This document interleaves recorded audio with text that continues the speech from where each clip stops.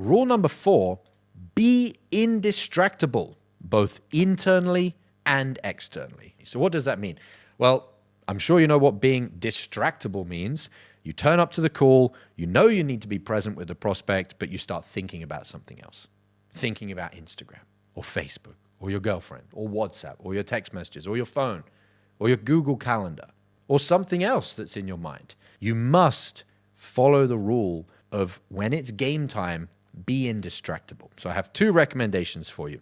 When you turn up to the call, do not have your mobile telephone in the same room, not on your desk, not even in the same room. I found as a full-time salesperson that when I put my phone in a different room, after 5 or 10 minutes, I would forget about my phone. I would stop thinking those repetitive, obsessive thoughts of needing to go back on social media or emails or responding to Slack messages or whatever internal communications channel that you use on your sales team. Put your phone in another room. And then when you sit down to open up the Zoom call or start the telephone call with your prospect, you are now indistractable. You have nothing else that you can focus on but the prospect as far as your external environment.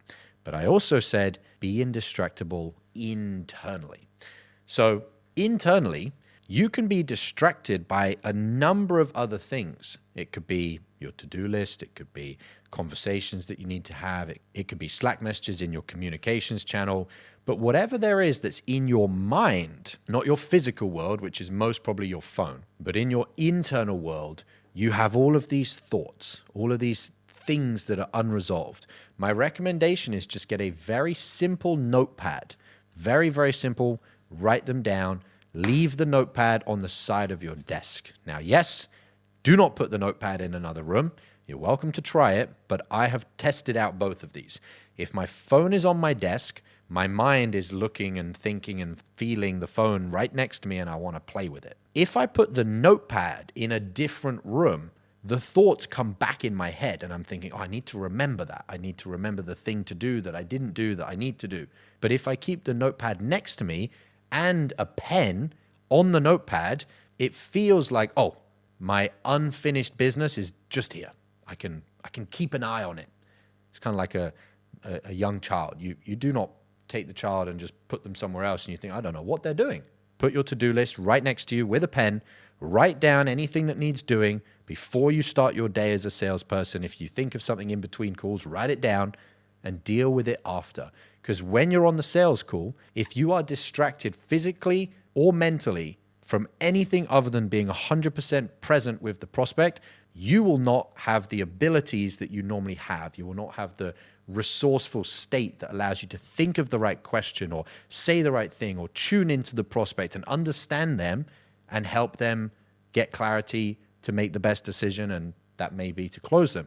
Also, your prospect will feel that you're listening, but you're not really listening.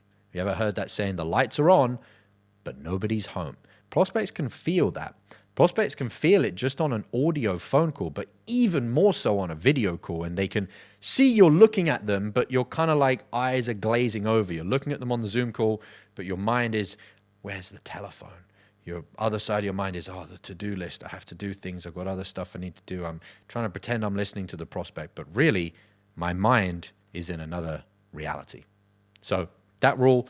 How many deals have you already lost this week that you could have closed but didn't because you were out of state? I'm not a fan of sales hacks, but if there was one thing you could do before your next sales call to raise your closing percentage, it's using my patented pre-call checklist. Imagine taking just 60 seconds to read 5 to 7 personalized bullet points on a piece of paper, and as unbelievable as it may sound, puts you into the optimal state to access your highest sales skills on every call. That's the pre-call checklist. I'm going to show you how to create your own. All you need is a piece of paper and to go through the training that I'm going to give you.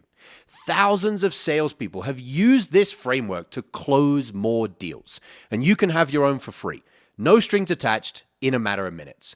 Click the link below this video, enter your email, and grab it right now.